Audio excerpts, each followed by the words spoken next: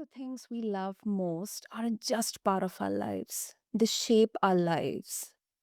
For William Billy Stitt, that love was bacon, not just eating it, but understanding it, crafting it, and perfecting it until it became more than food.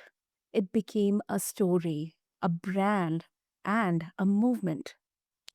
Listeners, welcome to this another lovely and interesting episode of the BizBlend podcast. I'm your host Sana, and for today's episode, we are going to dive deep into a very special journey, turning a teenage hobby into a nationally recognized music-infused brand. It wasn't an overnight success story. It was years of trial, error, patience, and persistence. From finding the right breed of pig to fine tuning a smoking process that could stand the test of time. So, today we are going to explore how Billy transformed obsession into opportunity, flavor into culture, and a southern kitchen dream into a brand that's winning over chefs, food lovers, and storytellers alike. So, Billy, welcome to the show. And I'm really pumped up for this conversation. Thank you, Santa. I'm honored to be here. I always like an opportunity to talk about bacon. Absolutely. Okay, Billy, let's go to the origin of the obsession here. Um, can you take us back to that moment when making your own bacon it stopped being just a fun experiment and it became like something you knew you had to share with the world? Sure.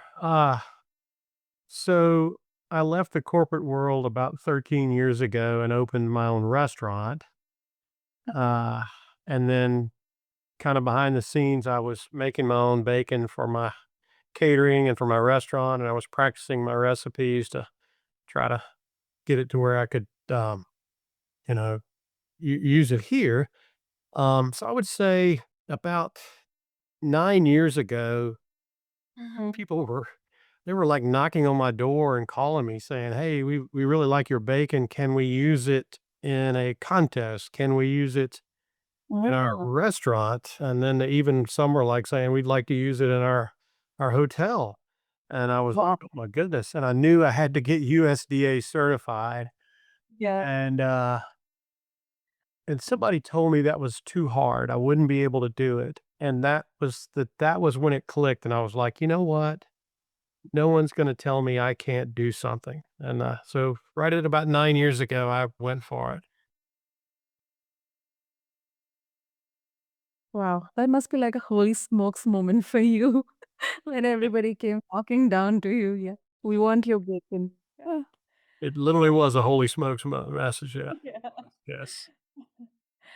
And this is much more inspiring because so many people have hobbies they're passionate about, but then very few turn them into a living, a breathing business. So, but of course, there's definitely a hard grind, behind the flavor, that essence, that soul of the food you are, the creation. So you spent over 3 years perfecting your curing and smoking process. Um, what did that trial and error phase look like for you? I mean, what did it teach you about patience and persistence?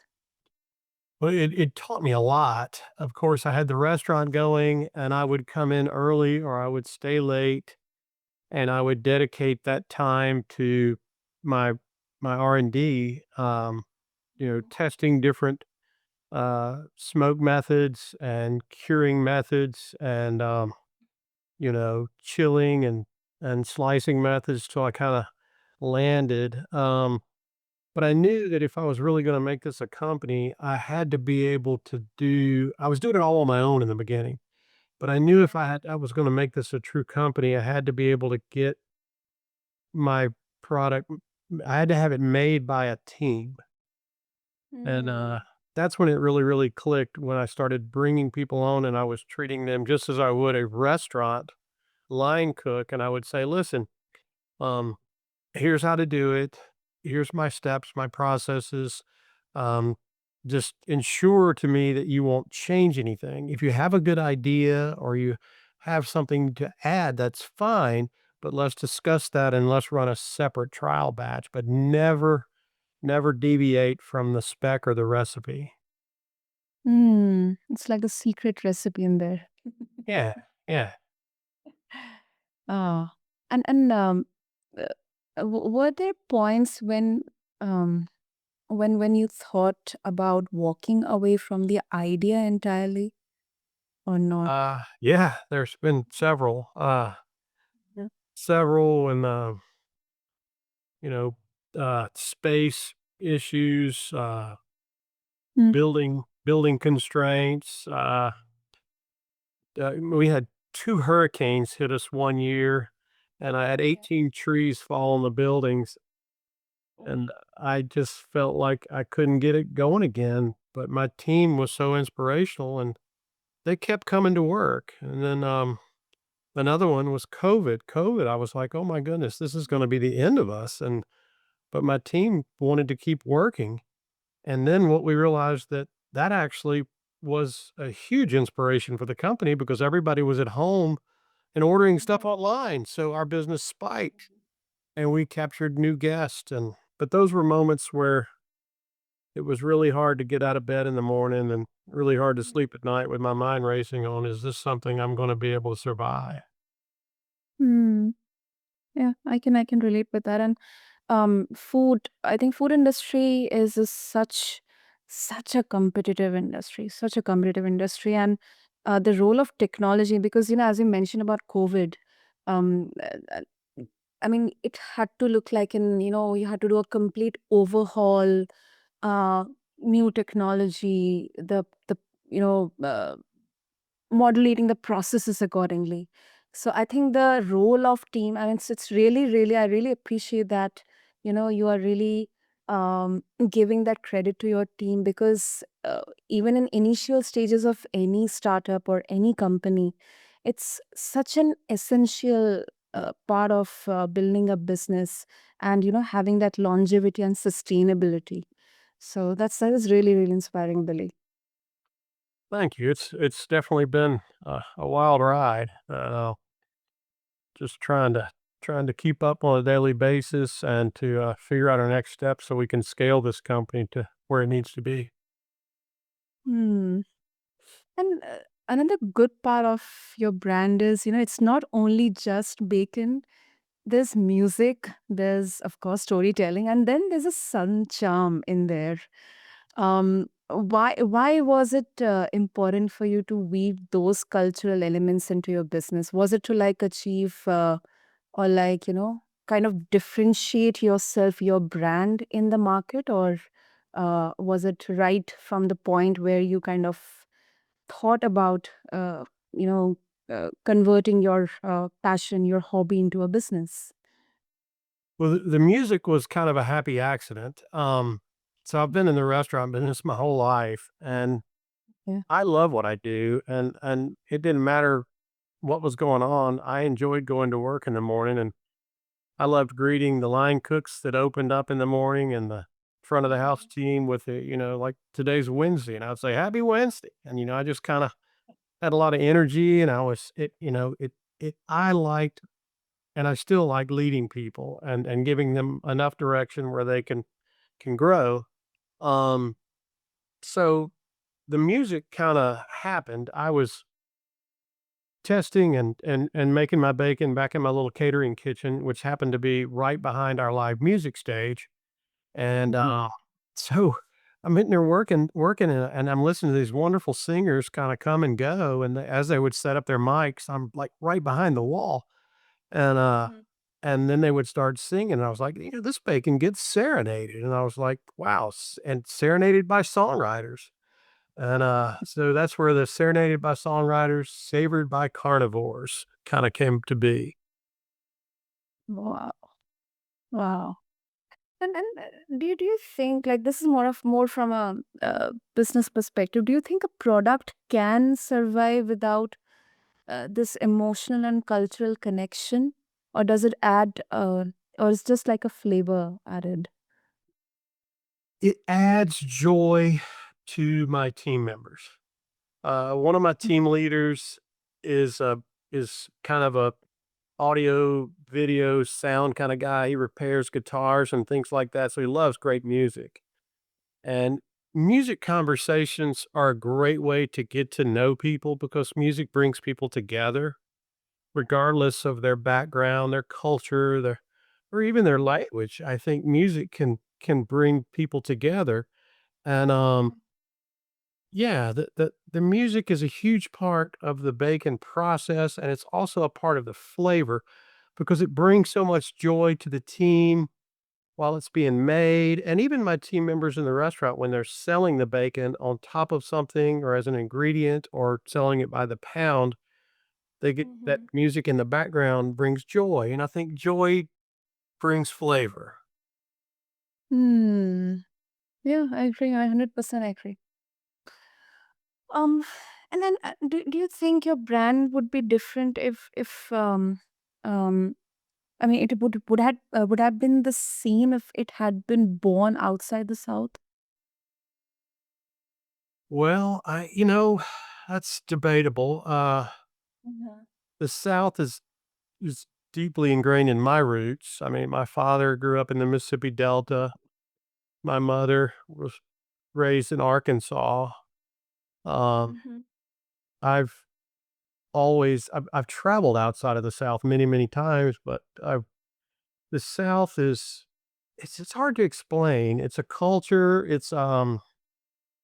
gets a bad rap a lot of times until Mhm. somebody visits it. But once they come here and they meet the people and they hear the stories and they listen to the music and they taste the food, they Mhm. see and they feel. So the South is a feeling. I don't think I would have been hasn't as inspired to chase my dreams. Though I didn't grow up in a small Mississippi Delta town, and I Mhm. and I didn't really push the barriers and borders of opportunities in my career field.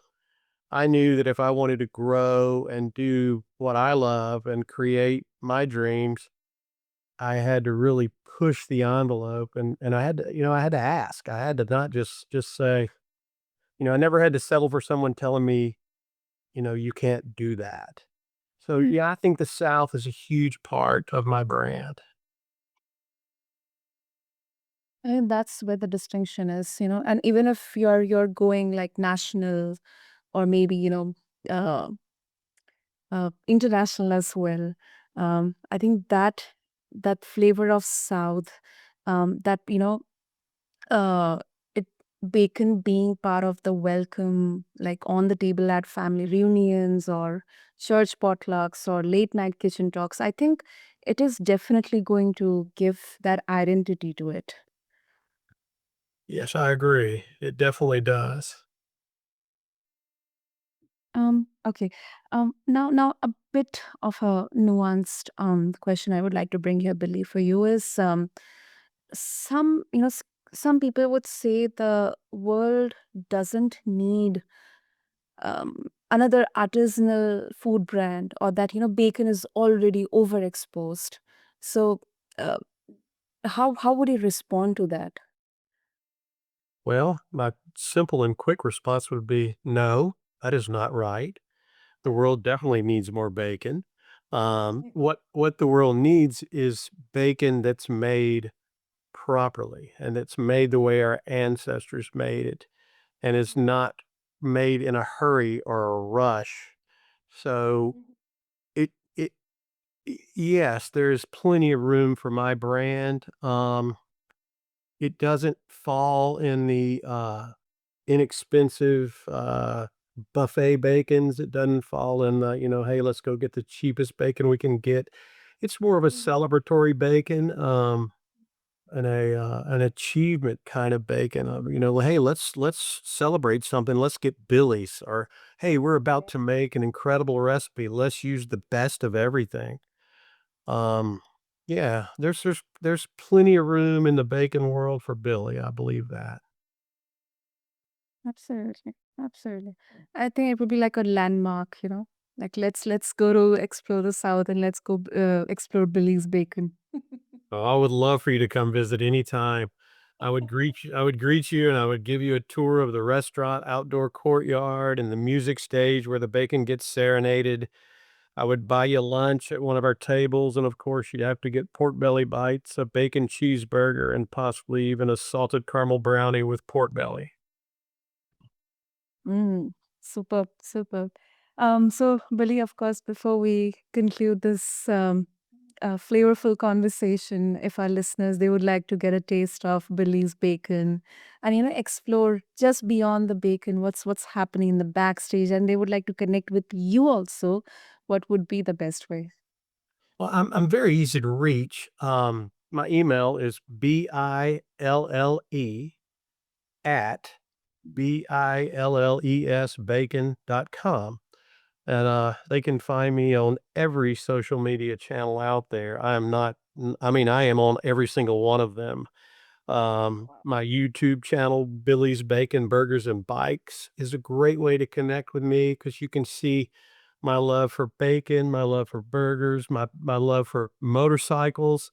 I actually have a Triumph Scrambler 400X that was made by Bajaj in India, and I'm very Wow. proud of it. And I love to watch the videos of all the different Indian riders and how much they adore the Triumph brand. And I relate the quality of that bike to the quality of my bacon and my hamburgers. Wow, super, super, Billy. The world is really small and round. It is. It is. Oh, so I I'll ho make I sure. Uh-huh. I hope to journey over there one day and travel, on a motorcycle because I think that's the proper way to travel, in a foreign land and to tell the stories of my brand and meet more people like you and just share the passion for food. Totally, totally. And exploring different cultures and different locations, India, it would be like a food gasm for you. It would be wonderful, and it's gonna happen. It's, like, on my life list, and I know it'll happen. Super, super. Thank you so, so much, Billy, for bringing in not only the love of bacon, but love of doing something well, no matter how long it takes. And I think from a business perspective, it's definitely a reminder that the best brands, how much local they would be, they aren't built in a rush. They are seasoned slowly with intention, love, heart, and a dash of courage as well to ignore the noise. So, thank you so much, Billy. Thank you. I've really enjoyed this call. So, to all the listeners out there, especially all the entrepreneurs, whether you are in food, tech, art, or any other industry, Billy's journey, it proves that your think can become the thing if you are willing to obsess over it just enough to make it unforgettable. So don't forget to check out Billy's Bacon. I'll have all the links mentioned in the show notes. And until then, keep listening to BizBlend. I'm your host, Sana, signing off. Thank you.